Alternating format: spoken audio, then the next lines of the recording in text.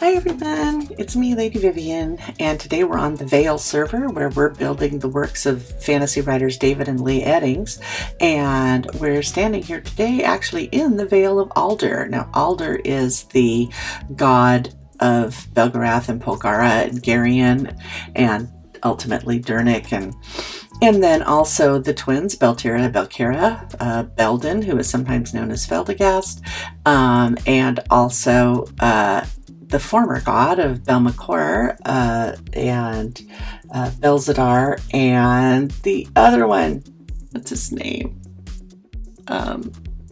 Anyway, two of them ceased to exist. Belzadar went over to Torak, and he's now just known as Zedar, and he is the cause of the problems in the story that we are working on.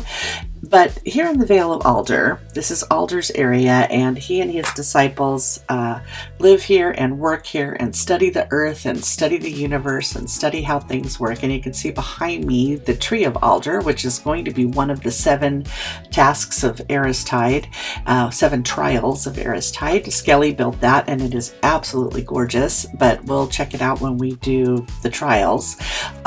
We're still working on those.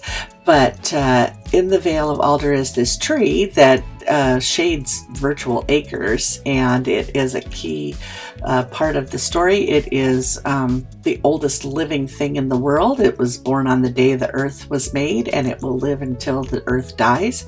And it's not a particular kind of tree. It doesn't drop any seeds or fruits because it doesn't need to propagate itself.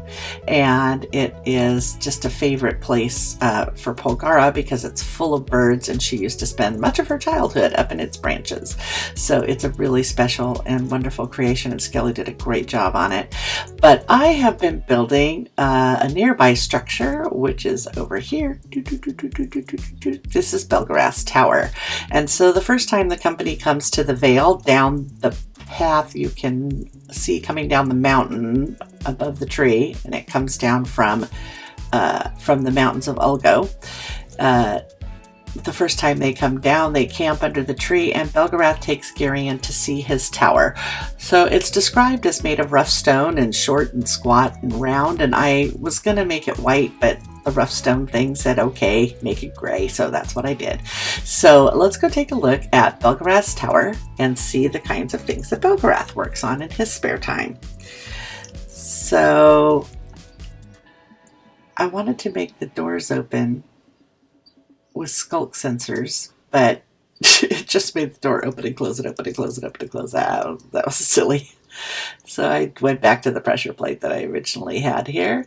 In Belgarath's tower, the door is not supposed to be obvious. It's just supposed to be a stone in the side of the door. But, you know, pistons, they take up space, and so I couldn't find a way to make it not obvious. So I'm afraid my Belgarath's tower has a really obvious door, but it does open magically when you say open.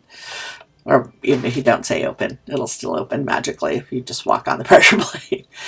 Inside, Garion was surprised to find that the tower was solid. It just had stairs going up through the middle. It wasn't hollow.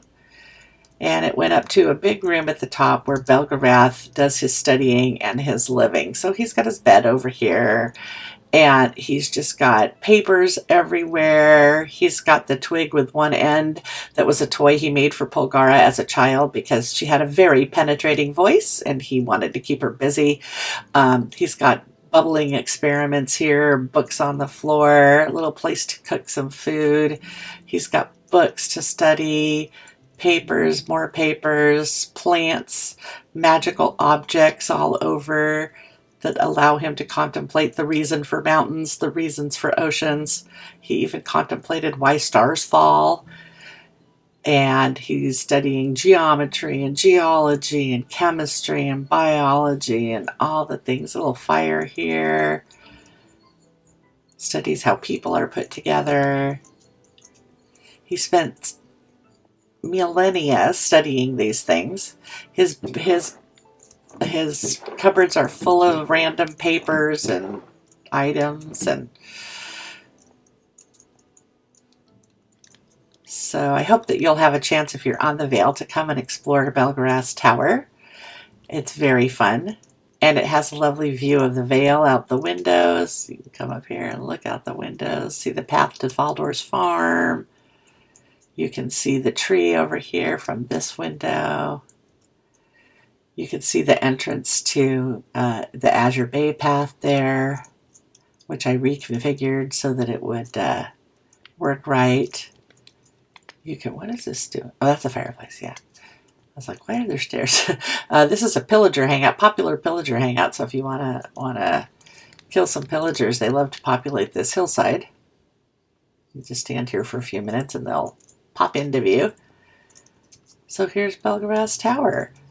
Belgarath's tower, my Belgarath's tower is not solid, of course, because I wasn't going to fill this all with rock. That would be silly.